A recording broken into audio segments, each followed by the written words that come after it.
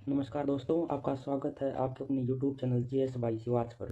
तो आज की इस वीडियो में हम दक्षिण भारत के इतिहास के बारे में पढ़ेंगे। तो इससे पहले मैंने उत्तर भारत के प्राचीन इतिहास के लगभग सभी इंपॉर्टेंट टॉपिक्स को कवर कर दिया है। अगर आपने उन वीडियोस को नहीं देखा तो हिस्ट्री की प्लेलिस्ट में जाकर जरूर देख लें।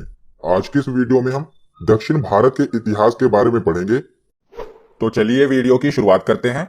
तो जो दक्षिण भारत का इतिहास रहा है ये लगभग 100 ईस्वी से लेकर 1200 ईस्वी तक रहा है, जिसे दो कालखंडों में विभाजित किया गया है। पहला है संगम काल, जिसे 100 ईस्वी से लेकर 300 ईस्वी तक माना जाता है। इसमें चेर, चोल और पांड्य राजाओं ने शासन किया। तो 100 ईस्वी से लेकर 300 ईस्वी तक जिसे कहा गया संगम काल, इसी के बारे में आज हम पढ़ेंगे। इसे अगली वीडियो में हम 500 ईस्वी से लेकर 1200 ईस्वी में जो दक्षिण भारत के अन्य राजाओं ने शासन किया, जिसमें पल्लव, राष्ट्रकूट, चालुक्य और चोल राजाओं ने शासन किया। तो आप देख रहे हैं कि संगम काल में भी चोल राजाओं ने शासन किया था, बाद में पांड्य राजाओं ने इन्हें हरा दिया था। उसके बाद दोबारा 9वीं शताब्दी में इनका उदय हुआ था। तो दोबारा फिर से हम 9वीं शताब्दी में इनका दोबारा उदय हुआ था, तो दोबारा फिर इनके बारे में पढ़ेंगे जो महत्वपूर्ण राजा हैं। तो पहले आज हम संगम काल के बारे में पढ़ेंगे। तो 100 ईस्वी से लेकर 300 ईस्वी तक को संगम काल कहा जाता है, जिसमें चेर, चोल और पांड्य राजाओं ने शासन किया। तो पहले हम इसे पढ़ेंगे। इसे अगली वीडियो में हम जो दक्षिण भारत के अन्य राजवंश हैं, पल्लव, राजपूत, चालुक्य और चोल, इनके बारे में पढ़ेंगे। तो चलिए संगम काल के बारे में पढ़ना शुरू करते हैं। तो सबसे पहले तो जानिए संगम का अर्थ क्या है। तो संगम संस्कृत भाषा का एक शब्द है जिसका अर्थ है सभा। तो संगम काल का समय काल 100 ईस्वी से लेकर 300 ईस्वी के मध्य माना जाता है और प्राचीन काल में तमिल कवियों के द्वारा सभाओं का आयोजन किया जाता था और इन्हीं कवियों के द्वारा सभा में कई तमिल साहित्य की रचना की गई और इन्हीं तमिल साहित्य को संगम साहित्य भी कहा जाता है। तो प्राचीन काल में कई तमिल कवियों द्वारा सभाएं की जाती थी और इन सभाओं में कई तमिल साहित्यों की रचना की गई और इन्हीं तमिल साहित्यों से हमें इस काल के बारे में जानकारी मिलती है। तो इसीलिए इसे संगम काल कहा जाता है। तो आप समझ गए ना कि जो संगम है इसका अर्थ है सभा। तो कई कवियों के द्वारा, तमिल कवियों के द्वारा सभाएं की जाती थी और उनमें कई तमिल साहित्य की रचनाएं की गई। तो इसी से हमें इनकी जानकारी मिलती है, इसीलिए इसे संगम काल कहा गया। तो जैसा कि हमें संगम काल के बारे में जो जानकारी मिली है ये हमें संगम से यानी कि सभा से मिली है, जहां पर तमिल कवियों ने साहित्यों की रचना की। तो 3 संगमों का वर्णन हमें मिलता है जिसे पांड्य राजाओं द्वारा करवाया गया था। तो जैसे कि बौद्ध संगीतियां कराई गई थी, जैन संगीतियां कराई गई थी। हमने पढ़ा है ना, बौद्ध धर्म में बौद्ध संगीतियां कराई गई, जैन धर्म में जैन संगीतियां कराई गई। इसी प्रकार 3 संगमों का वर्णन मिलता है जिसे पांड्य राजाओं के द्वारा करवाया गया था। तो प्रथम संगम मदुरा, जिसे मदुरई कहते हैं, इसके अध्यक्ष कौन थे? तो ऋषि अगस्त्यार, जिसे अगस्त्य ऋषि भी कहते हैं। तो ये तीनों याद रखिएगा कि प्रथम संगम कहां पर हुआ था? मदुरा यानी कि मदुरई में, जिसके अध्यक्ष रहे थे ऋषि अगस्त्यार, जिसे अगस्त्य ऋषि कहते हैं।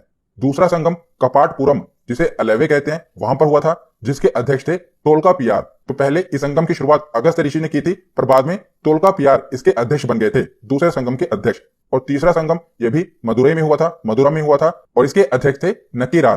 तो 3 संगम हुए थे संगम काल में, 3 संगम हुए थे, जो कि मदुरा, कपाटपुरम और तीसरा भी मदुरा में हुआ था। और पहले के अध्यक्ष थे अगस्त्य ऋषि, दूसरे के अध्यक्ष पहले अगस्त्य ऋषि को बनाया गया था, पर बाद में तोलकापियार अध्यक्ष बन गए थे, और तीसरे संगम के अध्यक्ष थे नकीरार। तो तीनों ही अध्यक्ष याद रखिएगा, और स्थल भी आपको पता चल ही गया, पहला मदुरई है, दूसरा कपाटपुरम है और तीसरा भी मदुरई है। उसके बाद आगे देखते हैं। तो संगम युग के दौरान दक्षिण भारत पर 3 राजवंशों, चेरों, चोलों और पांड्यों का शासन था। इन राज्यों के बारे में जानकारी संगम काल के साहित्यिक संदर्भों से प्राप्त की जा सकती है। तो जैसा कि आप देख रहे हैं, यह है कृष्णा नदी और इसके ही नीचे तीनों राज्यों का शासन था। यह चेर, यह चोल और यह पांड्य, इन तीनों राजवंशों का शासन था। यह कृष्णा नदी के नीचे था।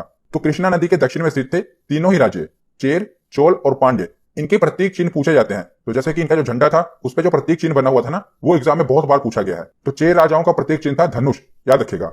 चोल राजाओं का प्रतीक चिन्ह था बाघ और पांड्य राजाओं का प्रतीक चिन्ह था मछली। तो मछली तो आप ऐसे भी याद कर सकते हैं, पांड्य। पांड्य को आप पांडव से रिलेट करेंगे। और अर्जुन ने जब द्रौपदी से शादी होने वाली थी तो मछली की आंख पर निशाना लगाया था ना, आपने देखा होगा महाभारत में। तो पांड्य मछली तो आप रिलेट कर ही लेंगे। तो चेर, चोल और पांड्य, चेर का प्रतीक चिन्ह था धनुष, चोल का प्रतीक चिन्ह था बाघ और पांड्य का प्रतीक चिन्ह था मछली। ये कई बार एग्जाम में पूछे गए हैं, याद रखिएगा। तो सबसे पहले देखते हैं चेर राज्य यानी कि चेर वंश। ये आप देख रहे हैं जो आज का केरल है, पहले वहीं पर चेर वंश का शासन था।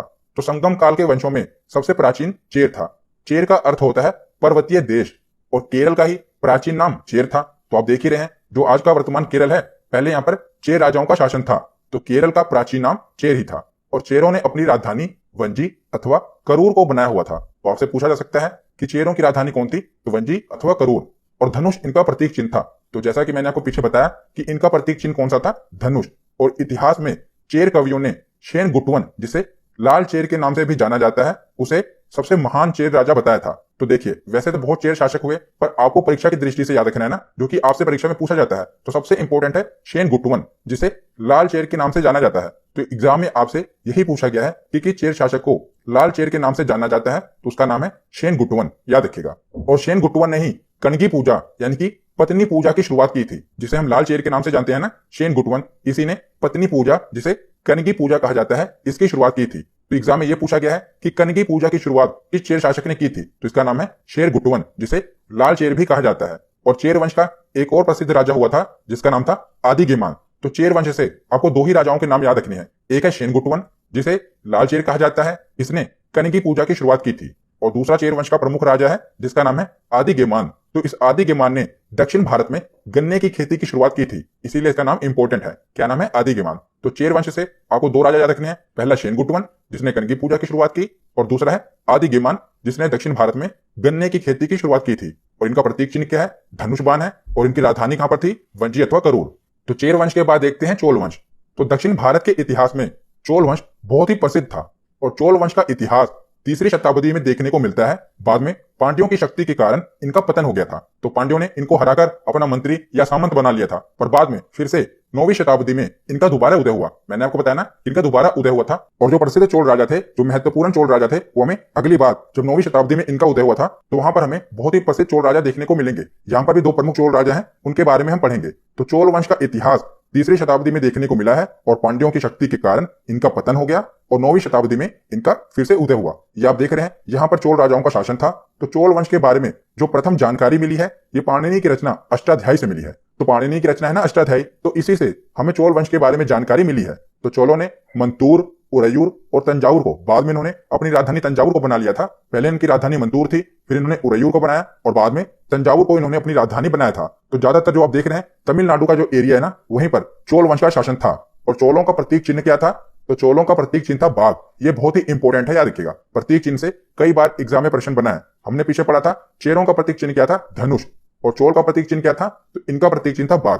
तो चोल वंश में हमें सिर्फ दो राजाओं के बारे में पढ़ना है। दोबारा जब इनका 9वीं शताब्दी में उदय हुआ ना, उसमें जो प्रमुख राजा थे उसमें हमें देखने को मिले हैं। पर अभी तीसरी शताब्दी तक सिर्फ दो ही प्रमुख शासक हैं जिनके बारे में हमें पढ़ना है। पहले हुए करिकाल और दूसरे का नाम है एलारा। तो दो प्रमुख शासक हैं, इन्हीं के बारे में हमें पढ़ना है। तो जो करिकाल थे, ये चोलों का पहला महानतम शासक था और कावेरी नदी के किनारे 160 किलोमीटर बांध का निर्माण करवाया था करिकाल ने। यह बहुत बार एग्जाम में पूछा गया है कि किस चोल शासक ने कावेरी नदी के किनारे बांध का निर्माण करवाया था। तो इनका नाम था करिकाल। इन्होंने ही कावेरी नदी के किनारे 160 किलोमीटर बांध का निर्माण करवाया था। प्रसिद्ध पुहार बंदरगाह, जिसे कावेरी पट्टनम बंदरगाह कहा जाता है, इसका निर्माण सबसे पहले करिकाल ने ही करवाया था, जो कि चोल वंश का प्रमुख राजा था। दूसरा प्रमुख शासक है एलारा। तो एलारा ने क्या किया था? तो एलारा ने श्रीलंका को जीतकर उस पर 50 वर्षों तक शासन किया था। तो इसीलिए आप याद रखिएगा, जो एलारा था, इसने श्रीलंका को जीत लिया था और 50 वर्षों तक श्रीलंका पर शासन किया था। और करिकाल ने क्या किया था? तो करिकाल ने कावेरी नदी के किनारे 160 किलोमीटर बांध का निर्माण करवाया था। तो ये दो चोल वंश के राजा थे जिनके बारे में हमें पढ़ना था। उसके बाद देखते हैं पांड्य साम्राज्य। तो पांड्य वंश की प्रथम जानकारी हमें मैगस्थनीज की पुस्तक इंडिका से मिलती है। इंडिका पुस्तक लिखी थी ना मैगस्थनीज ने, तो वहीं से हमें पांड्य साम्राज्य के बारे में जानकारी मिलती है। ये आप देख रहे हैं, यहीं पर पांड्य साम्राज्य था। तो पांड्य राजाओं ने ही तीनों संगमों का आयोजन किया था। हमने पढ़ा था ना, जो 3 संगम हुए थे, उनका जो आयोजन किया गया था वो किसके द्वारा किया गया था? पांड्य राजाओं के द्वारा किया गया था। तो पांड्य वंश मात्र सत्तात्मक था। ये बहुत ही इंपॉर्टेंट है। पांड्य वंश कैसा था? ये मात्र सत्तात्मक था। इसकी राजधानी मदुरै, जिसे मदुरै भी कहा जाता है, तो इसकी राजधानी कौन सी थी? मदुरै। और इनका प्रतीक चिन्ह कौन सा था? तो मैंने आपको शुरुआत में ही बताया था कि पांड्य राजाओं का प्रतीक चिन्ह था मछली।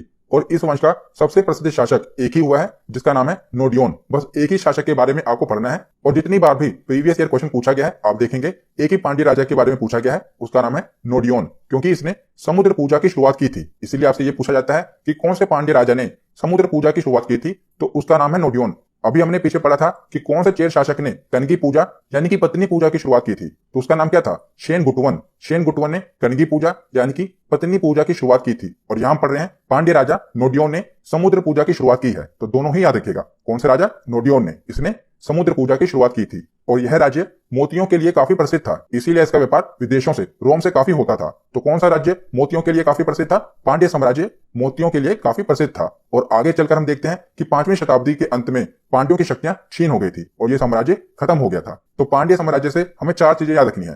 पहला तो ये कि ये वंश मात्र सत्तात्मक था। दूसरा, इसकी राजधानी मदुरै थी। तीसरा, इसका प्रतीक चिन्ह मछली था। और चौथा कि सबसे प्रसिद्ध शासक नोडियोन था, जिसने समुद्र पूजा की शुरुआत की थी। और यह भी याद रख लीजिएगा कि यह राज्य मोतियों के लिए काफी प्रसिद्ध था। तो आगे अब हम संगम काल के कुछ प्रमुख साहित्य देख लेते हैं जो कि आपसे एग्जाम में पूछे जाते हैं। तो पहला है तोल्कापियम। इसकी रचना किसने की थी? तो इनके कवि का नाम था तोल्कापियर। तो तोल्कापियम ग्रंथ की रचना की थी तोल्कापियर ने। और दूसरा प्रमुख साहित्य है शिल्पाधिकारम। तो शिल्पाधिकारम की रचना की थी इलांगो आदिगल ने। और जो शिल्पाधिकारम ग्रंथ है ये बौद्ध धर्म से संबंधित है। तो ये भी आपसे एग्जाम में पूछा गया है, ये बौद्ध धर्म से संबंधित है। कौन सा? शिल्पाधिकारम, जिसकी रचना इलांगो आदिगल ने की थी। तो अगर आपसे पूछा जाए कि संगम काल का सबसे प्रमुख साहित्य कौन सा है, तो वह है तोल्कापियम। ये संगम काल का सबसे प्रमुख साहित्य है जिसकी रचना तोल्कापियर ने की थी। और दूसरा साहित्य है जो कि बौद्ध साहित्य है, शिल्पाधिकारम, जिसकी रचना इलांगो आदिगल ने की थी। और तमिलों के प्रमुख देवता कौन थे? तो तमिलों के प्रमुख देवता थे मुरुगन स्वामी। कौन थे? मुरुगन। ये तमिलों के प्रमुख देवता थे। तो यहाँ पर हमारा थ्योरी सेक्शन कंप्लीट होता है। हम प्रीवियस ईयर क्वेश्चन देखते हैं। तो पहला प्रश्न है कि लाल चेर के नाम से प्रसिद्ध वह चेर शासक कौन था जिसने कनगी पत्नी के मंदिरों का निर्माण करवाया था? तो लाल चेर के नाम से कौन सा चेर शासक मशहूर था जिसने कनगी पूजा की शुरुआत की थी? तो इसका सही जवाब है ऑप्शन सी, शेनगुट्टुवन। अगला प्रश्न है तमिल भाषा के शिल्पाधिकारम नामक गौरव ग्रंथ किससे संबंधित है? तो मैंने आपको बताया था ना कि ये बौद्ध धर्म से संबंधित है। तो इसका सही जवाब होगा ऑप्शन बी। अगला प्रश्न है कि निम्न में कौन संगम युगीन व्याकरण रचना सर्वाधिक महत्वपूर्ण रचना मानी गई है? तो संगम काल का सबसे महत्वपूर्ण साहित्य कौन सा था? इसका सही जवाब है तोल्कापियम। ऑप्शन सी इसका सही जवाब होगा। अगला प्रश्न है कि निम्नलिखित राजवंशों में किसका उल्लेख संगम साहित्य में नहीं हुआ है? तो आप बताइए कि संगम काल में कौन से राजवंश का उल्लेख नहीं हुआ है? तो चेर, चोल और पांड्य, इन तीन राजवंशों का उल्लेख हुआ है और कदंब, इसका उल्लेख नहीं हुआ है। तो इसका सही जवाब है ऑप्शन ए। अगला प्रश्न है कि किस संगम युगीन राज्य के संरक्षण में तीनों संगमों का आयोजन किया गया था? तो तीनों संगमों का आयोजन पांड्य राजवंश के संरक्षण में किया गया था। तो इसका सही जवाब है ऑप्शन सी। अगला प्रश्न है पुहर या कावेरी पट्टनम, इस बांध की स्थापना किसने की थी? तो बताइए इसकी स्थापना किसने की थी? तो मैंने आपको बताया था इसकी स्थापना कारिकाल ने की थी। तो इसका सही जवाब क्या होगा? ऑप्शन ए, चोल शासक कारिकाल ने ही कावेरी नदी के किनारे बांध का निर्माण करवाया था। अगला प्रश्न है सूची 1 को सूची 2 से सुमेलित कीजिए। तो सूची 1 में राज्य दिए हुए हैं और सूची 2 में राज्य के चिन्ह दिया हुआ है। तो आपको बताना है कि कौन सा राज्य के चिन्ह किस राज्य से संबंधित है। तो पहला है चेर। तो चेर का राजकीय चिन्ह था धनुष, चोल का राजकीय चिन्ह था बाघ और पांड्य का राजकीय चिन्ह था मछली। तो ये तो आमने सामने ही दिए हुए हैं। तो इसका सही जवाब ऑप्शन में क्या होगा? ए का 1, बी का 2 और सी का 3। अगला प्रश्न है वैदिक देवता के सदृश्य हैं। तो हमने देखा था ना कि तमिलों के प्रमुख देवता थे मुरुगन और इन्हें कार्तिकेय भी कहा जाता है। भगवान शिव के पुत्र थे ना कार्तिकेय, तो मुरुगन को ही कहा जाता है। तो इसका सही जवाब क्या होगा? Option D. आज का आखिरी प्रश्न है सूची 1 को सूची 2 से सुमेलित कीजिए। तो सूची ए में संगम दिए हुए हैं और सूची 2 में उनके अध्यक्ष दिए हुए हैं। तो प्रथम संगम में अध्यक्ष कौन थे? तो अगस्त ऋषि थे।